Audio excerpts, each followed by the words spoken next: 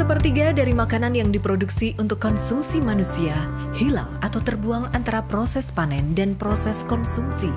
Sedangkan di Indonesia, pada tahun 2018, timbulan sampah yang paling dominan sebanyak 44% adalah sampah makanan.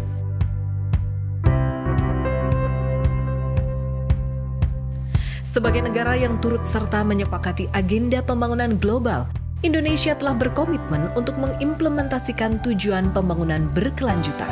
Salah satunya adalah konsumsi dan produksi yang bertanggung jawab.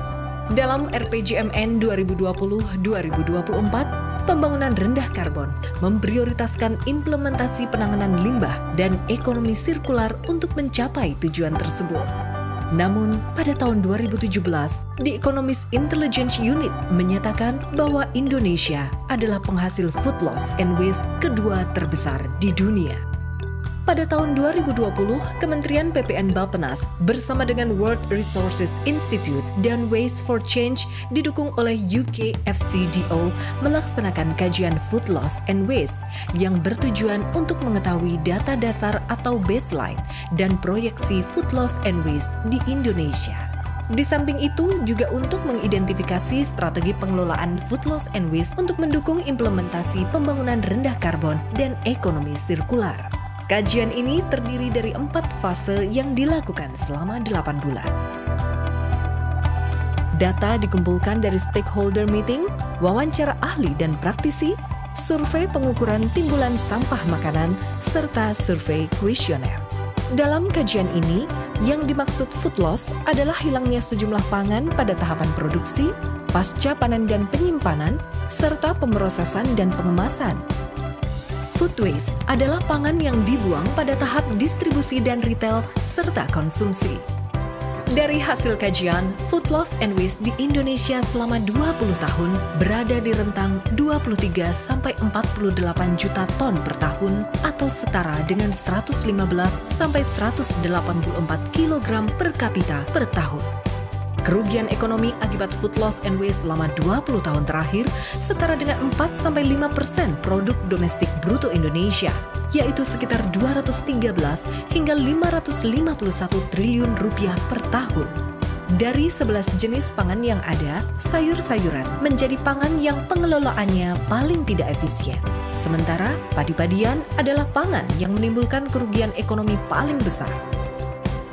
Dalam 20 tahun terakhir, kandungan energi yang hilang dari food loss and waste setara dengan porsi makanan 61 sampai 125 juta orang per tahun.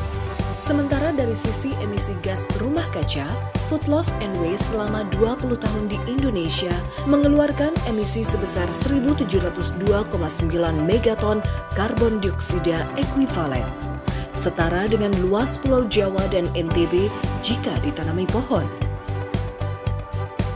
Dari hasil studi, ditemukan terdapat berbagai faktor penyebab food loss and waste. 3 penyebab utama yaitu kurangnya implementasi good handling practice, kualitas ruang penyimpanan yang kurang optimal, dan kelebihan porsi serta perilaku konsumen.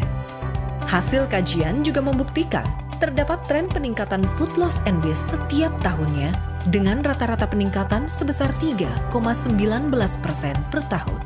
Sangat penting bagi kita untuk segera menerapkan strategi pengelolaan food loss and waste di Indonesia.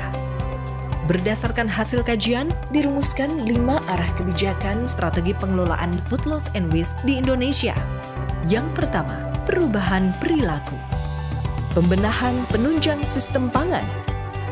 Penguatan regulasi dan optimalisasi pendanaan.